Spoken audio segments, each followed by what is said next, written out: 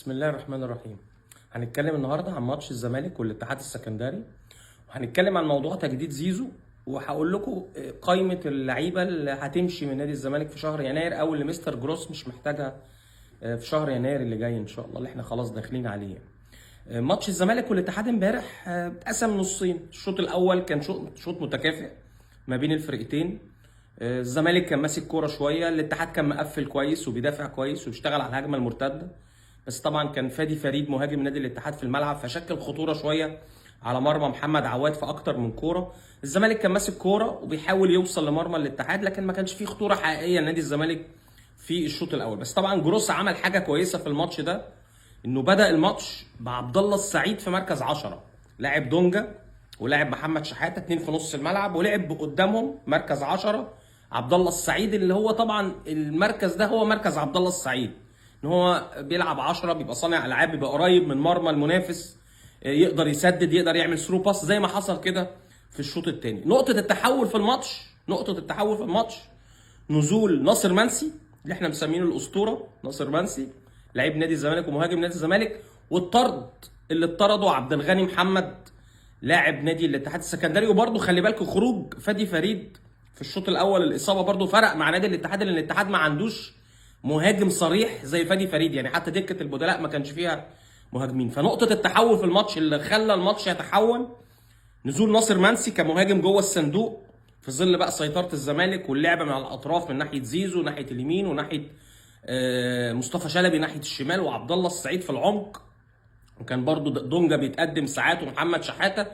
والطرد اللي حصل لعبد الغني محمد بقى نادي الاتحاد بيلعب ب 10 لعيبه، فطبعا سيطر نادي الزمالك اكتر، بدا عبد الله السعيد كمان يتحرر اكتر ويبقى في مساحات يشتغل فيها، وزيزو ومصطفى شلبي ووجود ناصر منسي جوه ال 18، تقدم دونجا وفي بعض الاحيان محمد شحاته، فبقى خلاص نادي الزمالك مسك الجيم، وقدر الزمالك فعلا يسجل الهدف الاول بعد الطرد مباشره. يعني بعد طرد عبد الغني محمد مباشره قدر الزمالك يسجل الهدف الاول، وخلاص الزمالك مسك الجيم، وبعدين راح مسجل الهدف الثاني برضه تسديده نبيل عماد دونجا اللي غيرت اتجاهها، وقدر الزمالك يحرز هدفين وخلاص يكسب المباراه ويسيطر على المباراه. وحتى الهدف الاول اتعمل من جمله حلوه قوي ما بين محمد شحاته لعبد الله السعيد لعمر جابر، عمل له تشيب باس حلو لعمر جابر، رجعها طبعا، او عمل كره عرضيه لناصر منسي اللي حطها بدماغه في المرمى. ناصر منسي مهاجم مميز جدا، وانا كنت اتكلمت عليه قبل كده من زمان ان هو كان موجود معايا في البنك الاهلي، ومن فعلا قلت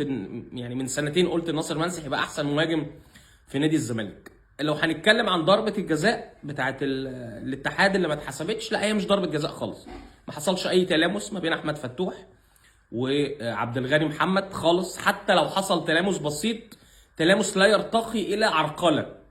وحتى عبد الغني محمد كمان، يعني الصوره جت في الكاميرا في التلفزيون، عبد الغني محمد حتى وقع بعديها مثلا بثلاث ثواني، كان يعني ما حدش لمسه، يعني لو كان في تلامس قبليها كان وقع بعديها مباشره، لكن عبد الغني محمد كمل بالكوره وراح واقع لوحده، وبالتالي ده خلى الفار كمان ياكد على حكم المباراه احمد الغندور ان هو سيميوليشن، بيدعي السقوط او بيدعي العرقله او بيدعي عشان ياخد ضربه جزاء، وبالتالي اداله الانذار الثاني، وكان عنده انذار قبل كده واداله الانذار الثاني واتطرد. وده طبعا فرق كتير مع نادي الزمالك، وقدر يسيطر لما بتلعب ب 11 لعيب قدام 10، وفريق الاتحاد كمان ما قدرش يقفل كويس وما قدرش يطلع بالكوره، فكان طول الشوط الثاني بعد الطرد مضغوط، وزي ما الزمالك قدر يسجل الهدفين يعني اللي احرزهم وكسب المباراه.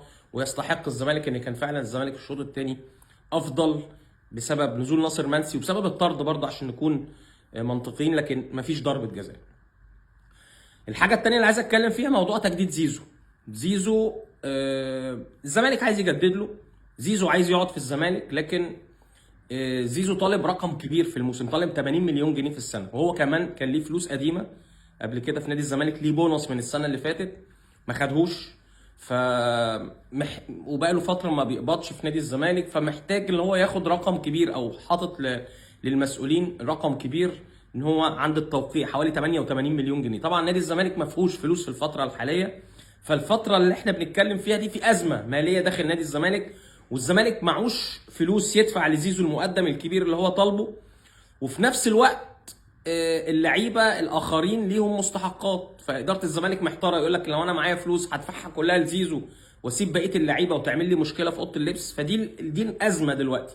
بتحاول اداره نادي الزمالك ان هي تاخد فلوس 30 مليون او 40 مليون جنيه من الاستاذ ممدوح عباس عشان يقدروا يدوهم مقدم تعاقد لزيزو لغايه ما الفلوس تكون متوفره في نادي الزمالك عشان التجديد. لكن حتى الان في ازمه ماليه، موضوع زيزو متوقف عشان الزمالك مش قادر يجيب فلوس يدفعها لزيزو. ده الوضع دلوقتي، ما نعرفش قدام.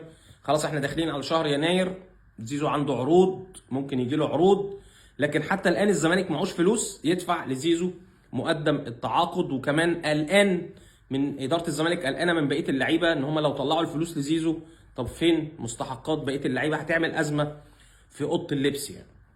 في خلاص بعض اللعيبه هترحل عن نادي الزمالك خلال الفتره القادمه، سيف الجزيري اولهم.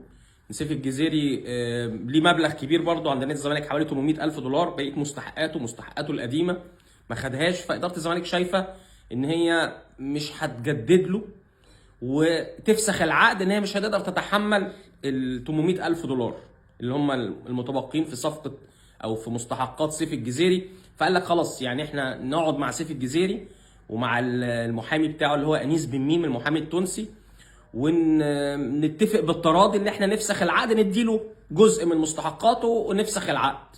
ان الزمالك مش هيقدر يتحمل ال 800,000 دولار اللي فاتوا اللي هي المستحقات بتاعت سيف، ومش هيقدر يجدد له بارقام كبيره خلال الفتره القادمه. فسيف الجزيري بشكل كبير، وده باين طبعا ان اداره النادي اتكلمت مع جروس وكانت اتكلمت مع جوميز قبل كده ان سيف الجزيري ما يلعبش الفتره الحاليه، عشان يعني خلاص سيف الجزيري في طريقه او اداره الزمالك في طريقها لفسخ التعاقد، بس لسه هيقعدوا جلسه زي ما قلت لكم مع سيف الجزيري. وطبعا شفنا امبارح جروس ما نزلش سيف الجزيري خالص، رغم ان كان عنده تغييرات ما عملهاش مستر جروس. كمان الاثنين لعيبه اللي هيمشوا برضو خلال الفتره القادمه اللي جروس طلب رسميا من اداره الزمالك اللي هم يرحلوا، كونراد مشلاك اللاعب البولندي وعمر فرج. هو مش مقتنع بيهم، ادى فرصه اكتر من مره كمان لكونراد مشلاك، يمكن كونراد مشلاك خد فرص اكتر من عمر فرج وما اثبتش كفاءته او ما اثبتش وجوده داخل نادي الزمالك. فبرضه الزمالك يعني في اتجاهه لفسخ التعاقد مع كونراد مشلاك، لكن هيشوف موضوع احد السعودي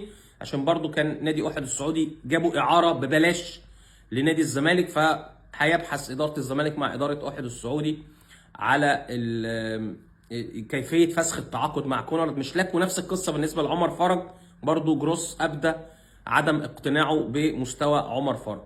في كمان اللعيب الرابع اللي برضو هيرحل عن نادي الزمالك في شهر يناير، وكان في عدم اقتناع برضو من الفتره اللي فاتت سواء من جوميز او حتى من الجهاز الجديد بقياده جروس، هو زياد كمال لاعب نادي امبي. برضو الزمالك عايز يفسخ التعاقد معاه او يفسخ الاعاره مع نادي امبي في زياد كمال. وبرضو الزمالك هيبحث مع اداره امبي كيفيه فسخ التعاقد في شهر يناير الحالي او القادم. وزياد بقى له كمان ماتشين 3 خارج القايمه او خارج السكور، رغم ان كان في ماتش طلائع الجيش الزمالك بيلعب من غير هاف ديفندر، كان نبيل عماد دونجا موقوف، ولكن برضو جروس خرجه بره التشكيل. وده بيبين اتجاه اداره الزمالك لفسخ التعاقد مع سيف الجزيري، عمر فرج، كونراد مشلاك، وزياد كمال.